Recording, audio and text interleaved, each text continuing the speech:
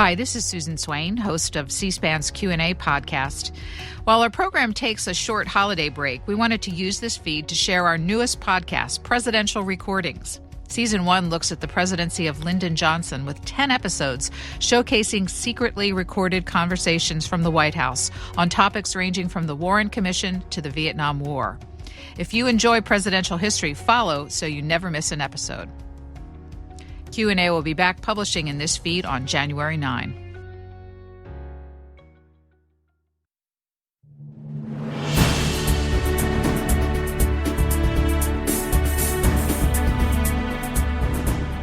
Welcome to C-SPAN's Presidential Recordings in our first season, focusing on the presidency of Lyndon Johnson.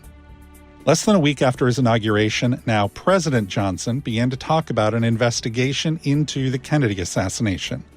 Here's Max Holland, journalist and author of the Kennedy Assassination Tapes, on the formation of what was officially known as the President's Commission on the Assassination of President John F. Kennedy, but was more commonly known as the Warren Commission. Mr. Holland, we're going to be hearing some of President Johnson's calls from November 28th and 29th, 1963, less than a week after President Kennedy was assassinated in Dallas on November 22nd. Now, LBJ is already starting to put the wheels in motion for an investigation. Please tell us more. Okay, well, the background here is that when President Kennedy was killed in Dallas, it was not a federal crime. So the federal government had no immediate role, which was a huge problem because it was a crime of national or even international significance. So it actually had to be left in the hands of the Dallas police and Dallas County District Attorney. So for the first 2 days, the federal government sort of peeking over their shoulders, but is it a loss to be involved in a legal prosecution? Then when Oswald is murdered by a vigilante on Sunday, that allows the federal government to get in, and they do it by claiming that Oswald's civil rights had been violated while in police custody. So that allows the FBI to assert control over the investigation. But politically, people in Washington, chiefly Nicholas Katzenbach, who is the Deputy Attorney General, felt that something more than an FBI investigation was needed. As Joe Alsop, a Washington Post columnist, put it, the FBI doesn't write very well, and people on the left don't trust the FBI. So right from the get-go, which is after Oswald is murdered, Katzenbach is lobbying internally for some unusual procedure, which is a presidential commission. And at first, Johnson is very reluctant, probably for two reasons. One is it injects the federal government into, although it's the president, is still a murder in Dallas County, Texas. And it also would mean inexorably that this presidential panel would be looking over the shoulder of the FBI, and Hoover is not going to like that. No one ever looks over the shoulder of the FBI. So from, let's say, Monday to Wednesday, Johnson is actually resisting the idea of a presidential commission. Then on Wednesday, the day before Thanksgiving, he does an about-face, and now he becomes convinced of the wisdom of the idea and its most energetic supporter, and a man who's hard to deny once he wants something. Did LBJ then encounter problems in putting together this investigation, which would come to be known as the Warren Commission? Well, the main problem he encountered was after he decided he wanted a commission, getting two people to serve on it. The two people he wanted to serve on it were Chief Justice Earl Warren and Senator Richard Russell. And Warren at the time was, a tremendous hero to the moderate to liberal segment of American political opinion for his Warren Court decisions. And Richard Russell was a hero to conservative opinion. And Johnson's calculus, I believe, was that if he could get these two men to serve on the commission, then 95% of respectable opinion in the United States would be mollified. In other words, if these two men could agree on a verdict, then, it would be accepted by a vast majority of people. The problem was Richard Russell pretty much hated Earl Warren's guts and didn't want to serve with him. So the biggest problem Johnson had was, and Earl Warren didn't want to serve on the commission because there had been a precedent during Pearl Harbor when a Supreme Court justice served on a presidential commission investigating the Pearl Harbor attack, and that had created a number of problems on the court because of his absences. And Earl Warren knew of that precedent, so he didn't want to serve at all. He had no animus particularly to Russell, and Russell didn't want to serve because he could barely stand to be in the same room with Earl Warren. So the problem of those last 2 days, November 28 and 29, is mostly getting Russell and Warren on the panel, and a lot of the telephone calls have to do with that. And basically, Johnson sort of euchred Russell into serving. He announced that he was going to serve, and Russell was just completely furious that had been announced without him giving his express approval. But he knew that if he then issued a statement declining to serve, it would be a big blow to Johnson, and he didn't want to do that to him. Who were the other members of this commission? The other members were, there were two people from the Senate, one of whom was Russell, a Democrat from Georgia who was highly respected, one of the shrewdest men in the Senate, certainly presidential timber, but his racial views sort of ruled him out for the Democratic nomination. The Republican counterpart was John Sherman Cooper from Kentucky, who had been a former judge, also highly respected. I mean, Johnson, of course, knew the Senate better than his own palm, and so he knew who he wanted there, and those two members probably had the utmost respect of their colleagues. I don't think you could think of two better-suited men. In the House, the two members were Hale Boggs, who was I believe, the majority whip at the time.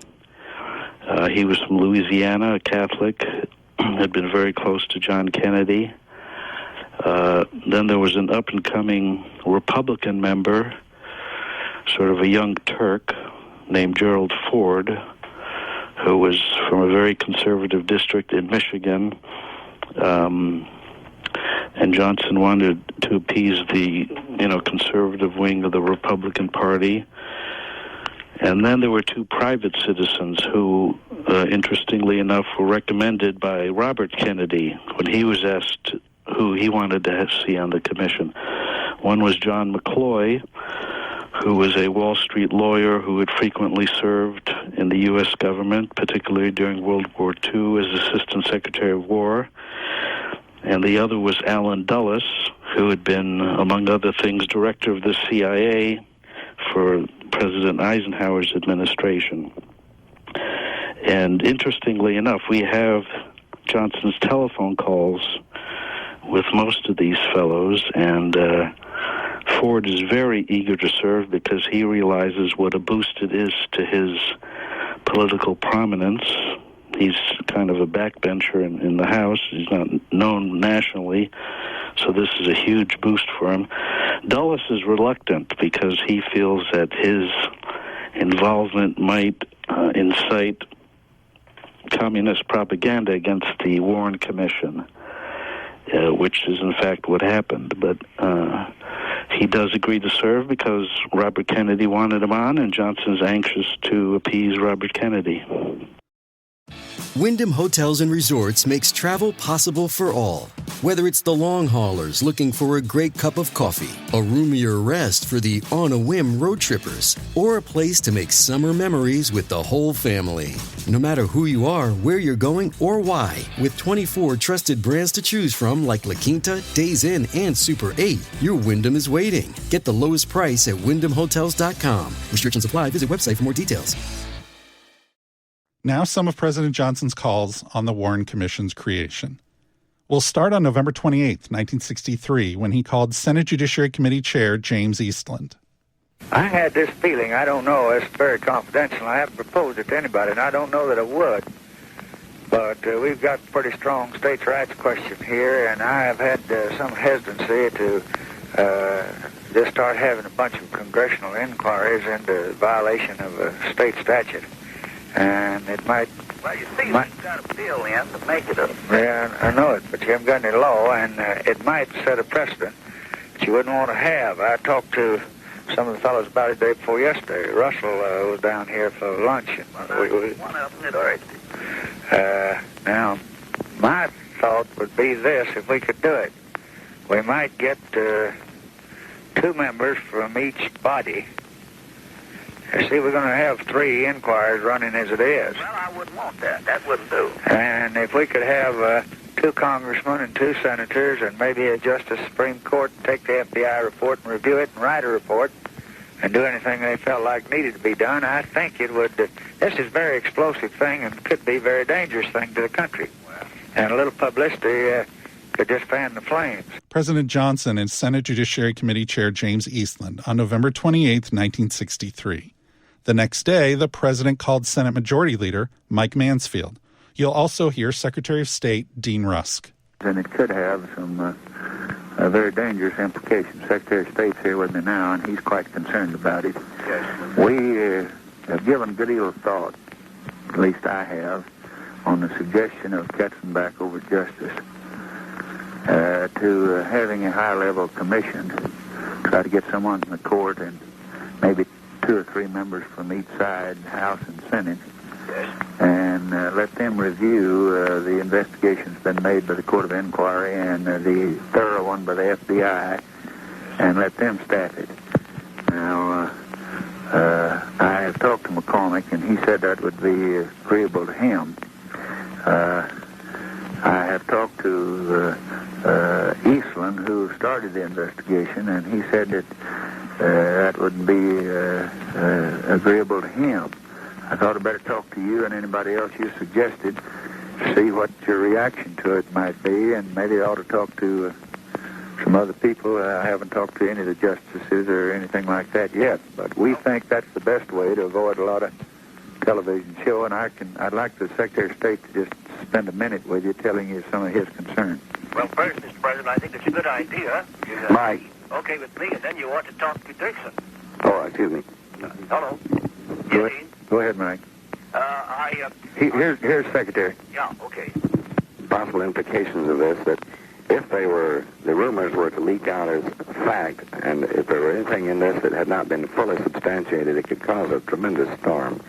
And it's very important that we work on the basis of the hardest possible information on this situation, meanwhile trying to get at the absolute truth on it. Yes. So I think that is very much in my mind. This has already been commented on and picked up right around the world, and if we're not careful here, we could really blow up quite a storm. That's right. So may I put you back to the President? Okay. Right. Yes, Mike. Mr. President, I think the idea is a solid one. I would suggest that you contact Dirksen. As far as I'm concerned, you have my full support all the way, as always. Thank you. Now, Mike, we have another thing that just let me step to my desk and get the memo I want to ask you about.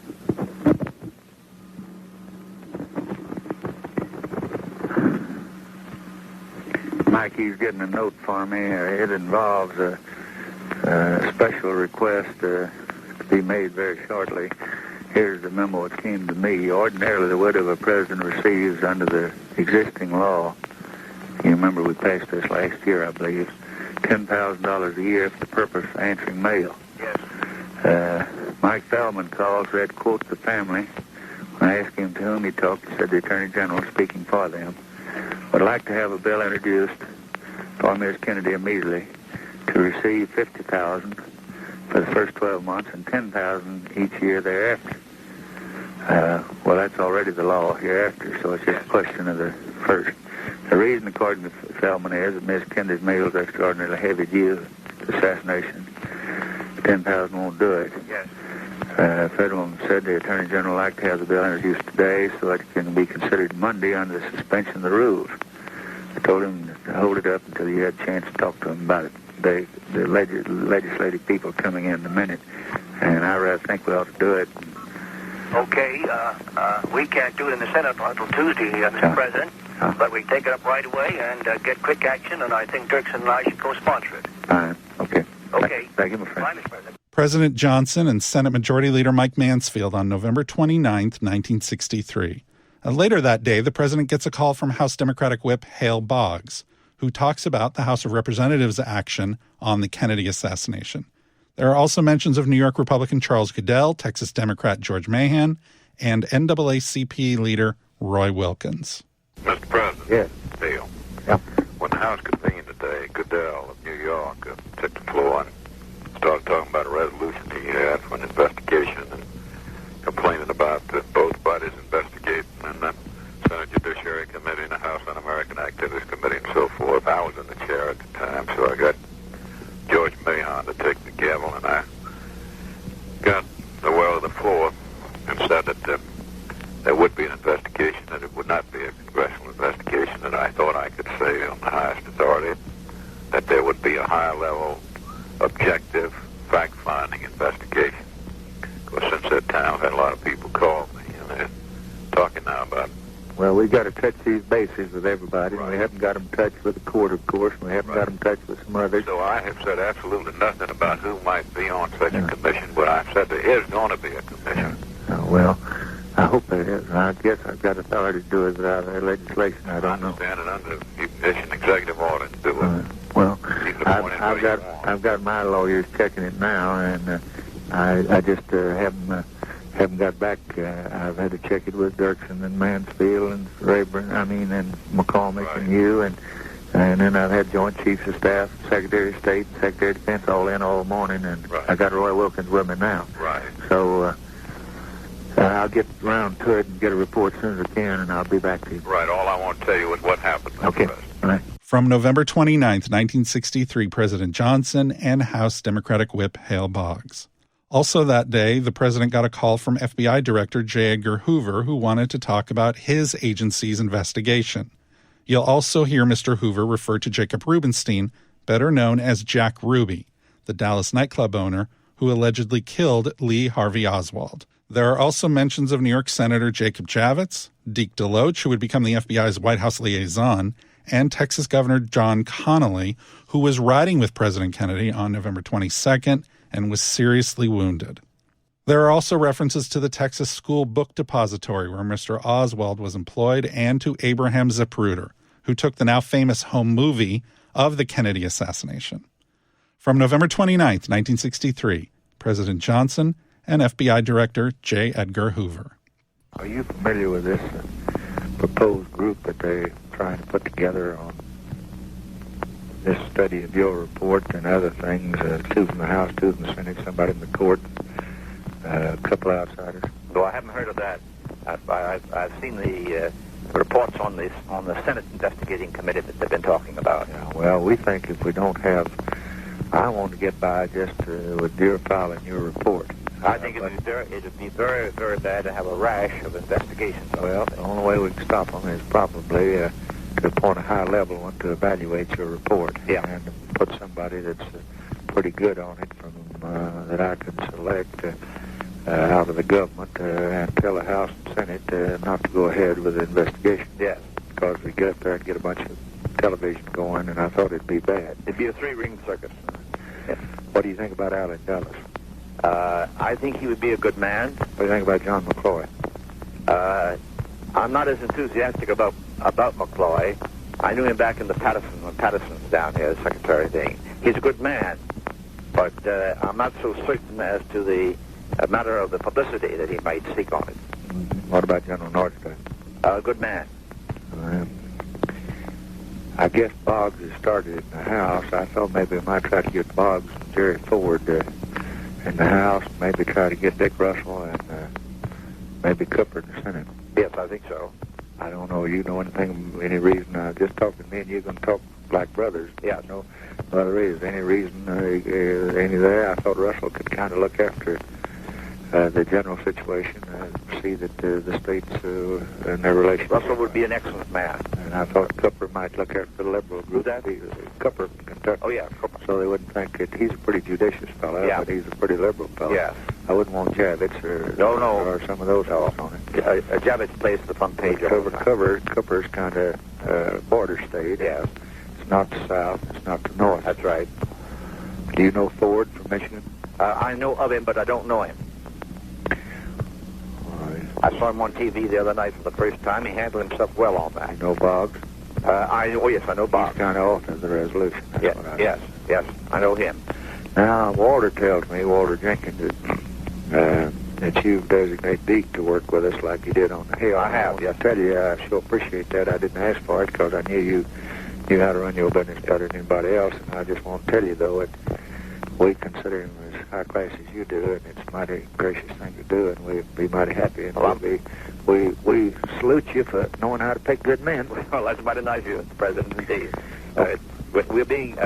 We hope to have this thing wrapped up today, but we probably won't get it before the first of the week. This angle in Mexico is giving us a great deal of trouble because the stories there of this man, Oswald, getting $6,500 from the Cuban embassy and then coming back to this country with it.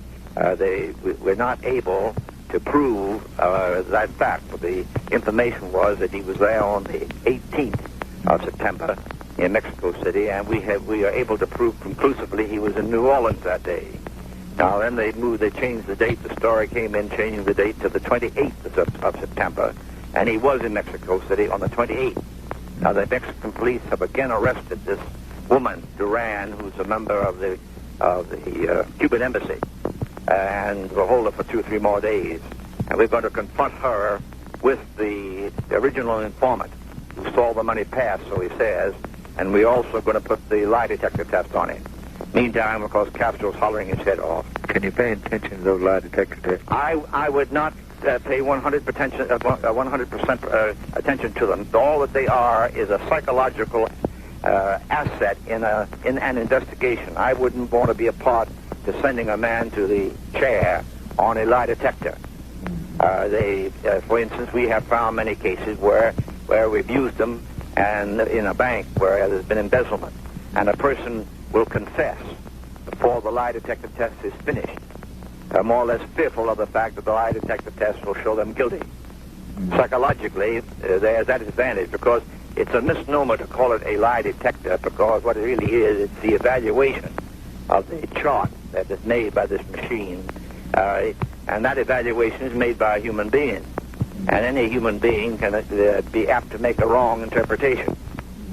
So I would not myself go on that alone. If, on the other hand, if this fellow Oswald had lived and had taken the lie detector test, and it had shown definitely that he had done these various things, together with the evidence that we very definitely have, it would have just added that much more strength to it.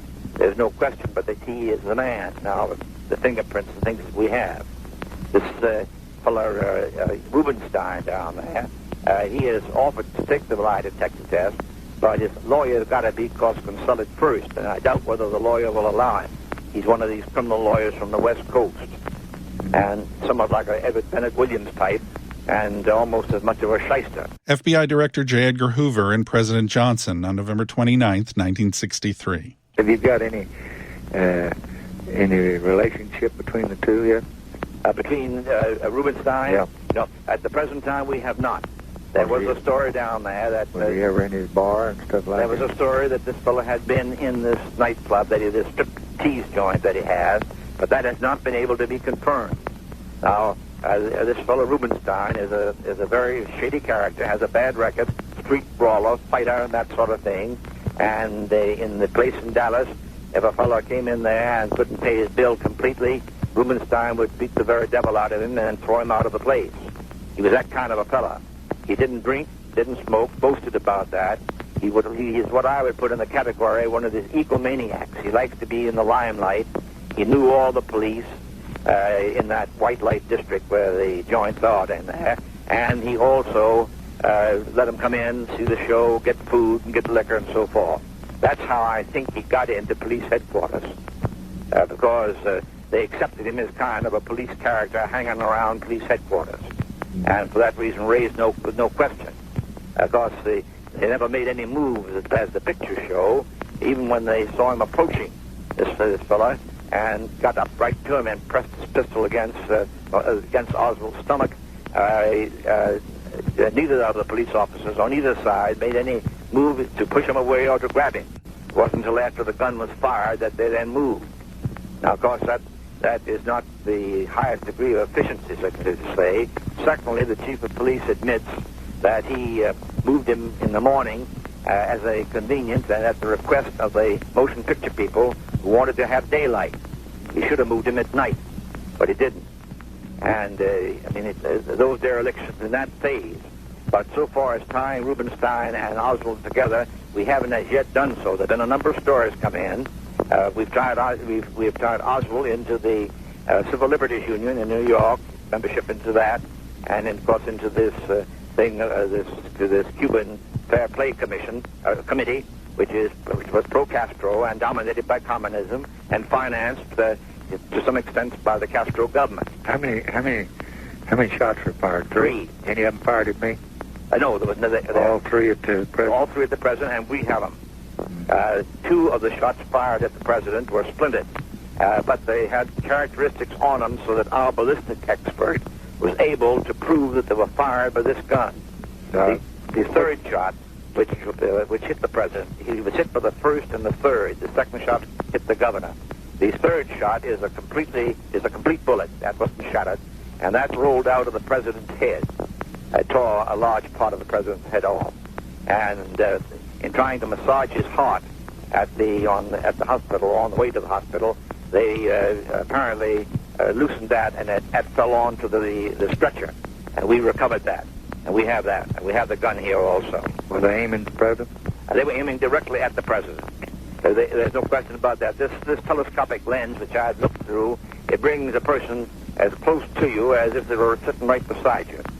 And we also have tested the fact that you could fire those 3 shots that were fired within 3 seconds. There's been some stories going around in the papers and so forth that that must have been more than one man, because no one man could fire those shots from the time that they were fired. We've just proved that by the actual test that we've made. How did it happen? They hit Connolly. Connolly turned to the president when the first shot was fired, and I think in that turning it was where he got hit. If he hadn't turned, he probably wouldn't have got hit. I think that's very likely. When the president got hit, the second one? No, the president wasn't hit with the second one. I say if Connolly had been in his way. Oh yes. The president no doubt would have been hit. He'd been hit 3 times. He would have been hit 3 times. On the 5th floor of that building where we found the gun and the wrapping paper in which the gun was had been wrapped, and upon which we find the full fingerprints of this man Oswald. On that floor, we found the 3 empty shells that had been fired, and 1 shell that had not been fired. In other words, there were 4 shells apparently, and he had fired 3, but didn't fire the 4th one. He then threw the gun aside and came down, and at the entrance of the building, he was stopped by a police officer, and some manager in the building told the police officer, well, he's all right, he works there, you needn't hold him. So they let him go. That's how he got out. And then he got on a bus. The bus driver has identified him and went out to his home and got hold of a jacket that he wanted for some purpose and came back downtown, walking downtown, and the police officer who was killed stopped him, not knowing who he was and not knowing whether he was the man, but they were just on suspicion, and he fired, of course, and killed the police officer. Then he walked about... You can prove that? Oh, yes, we can prove that. Then he walked about another 2 blocks and went to the theater. And the woman at the theater window selling the tickets, she was so suspicious the way he was acting, and she said he was carrying a gun. He had a revolver at that time, with which he had killed the police officer. he went into the theater, and then she notified the police, and the police and our man down there went in there and located this particular man. We had quite a struggle with him. He fought like a regular lion, and he had to be subdued, of course, and was then brought out and, of course, taken to the police headquarters. But he apparently had come down the 5 flights of steps stairway from the 5th floor. So far as we found out, the elevator was not used, although he could have used it, but nobody remembers whether it was or whether it wasn't. From November 29th, 1963, President Johnson and FBI Director J. Edgar Hoover. Well, your conclusion is A, he's the one that did it. B, the man he's after was the president. C, he would have hit him 3 times except the government turned. I think that's correct. 4, that there's no connection between he and Ruby that you can detect now. And 5, whether he was connected with the Cuban operation with money you were trying to... That's what we're trying to nail down now. Because he was strongly pro-Castro, he was strongly anti-American, and he had been in correspondence, which we have, with the Soviet embassy here in Washington, and with the American Civil Liberties Union, and with this Committee for Fair Play to Cuba. We have copies of the correspondence. So that we've got him nailed down in his contact with them. None of those letters, however, dealt with any indication of violence or contemplated assassination.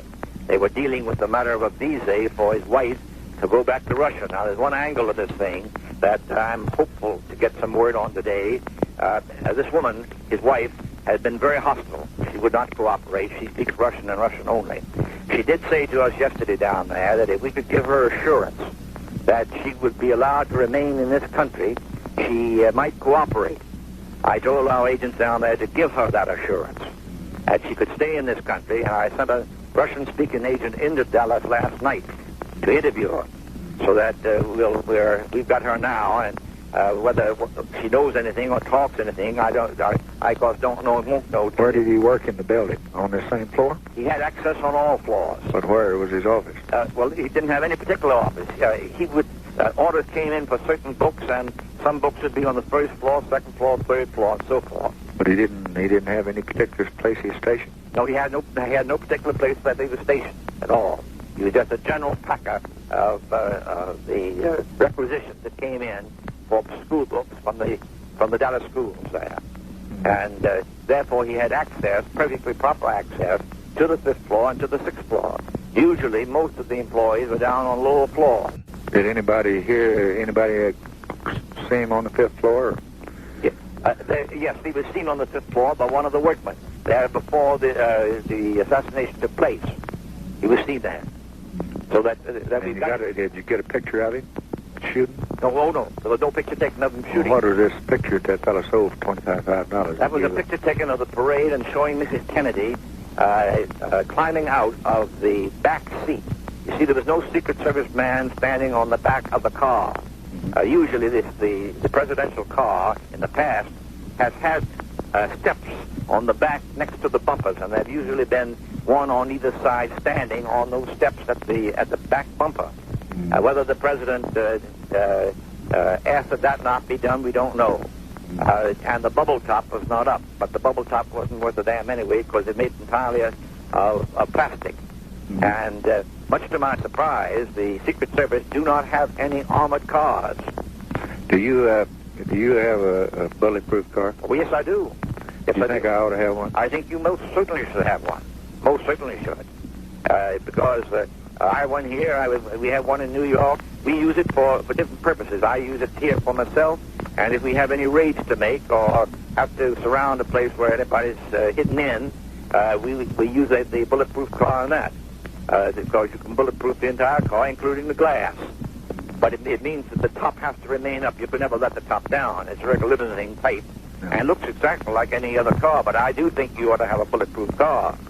And but I was surprised the other day when I made inquiry. All that I understand the Secret Service has had 2 cars with metal plates underneath the car to take care of a hand grenade or a bomb that might be thrown out and roll along the street. Well, of course, we don't do those things in this country. In Europe, that's the way they assassinate the heads of state with bombs. They've been after General de Gaulle, with that sort of thing. But in this country, all of our assassinations have been with guns. And for that reason, I think very definitely I was very much surprised when I learned that this bubble top thing was not bulletproof in any respect, and that the plastic the top to it was down. I thought the president had insisted upon that so that he could stand up and wave to the crowd.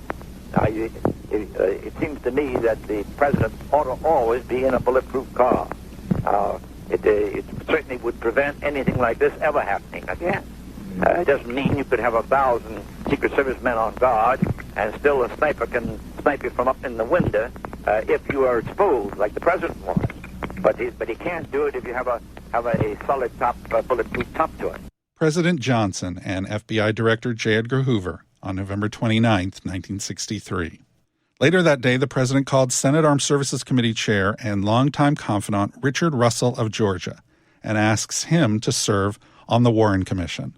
You'll also hear mentions of House Majority Whip Hale Boggs, former World Bank President John McLeod, Kentucky Senator John Sherman Cooper, and Michigan Republican Congressman and future President Gerald Ford.